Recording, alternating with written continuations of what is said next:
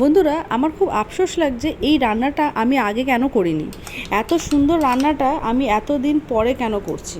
তো প্রথমে কি করলাম, 100 গ্রামেরও বেশি টক দই ফেটিয়ে নিলাম, তারপরে ফ্রেশ ক্রিম নিলাম, তারপর সব মশলাগুলো দিলাম, হলুদ গুঁড়ো, লঙ্কা গুঁড়ো, ধনে গুঁড়ো, জিরে গুঁড়ো, চাট মশলা, তারপরে গোলমরিচ গুঁড়ো সব কিছু দিলাম, আর কেশরি মেথি দিয়ে দিলাম, দিয়ে নুন দিয়ে আর ডুমো ডুমো করে কেটে রাখা পেঁয়াজ আর ক্যাপসিকামকে ভালো করে ম্যারিনেট করে আধ ঘন্টা মতো সাইড করে রেখে দিলাম।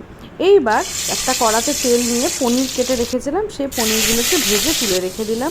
এবার ওই যে বেঁচে থাকা তেলটা আছে ওর মধ্যে গোটা জিরে ফোড়ন দিয়ে ছোটো ছোটো করে কেটে রাখা টমেটো আর আদা বাটা দিলাম, দিয়ে নাড়লাম। যখন একটু ভাজা ভাজা হয়ে এলো তখন ওর মধ্যে স্বাদ মতো নুন আর ওই ম্যারিনেট করা পুরো বস্তুটাকে দিয়ে দিলাম, দিয়ে এবার চাপা দিয়ে পুরো সেদ্ধ করতে দিলাম।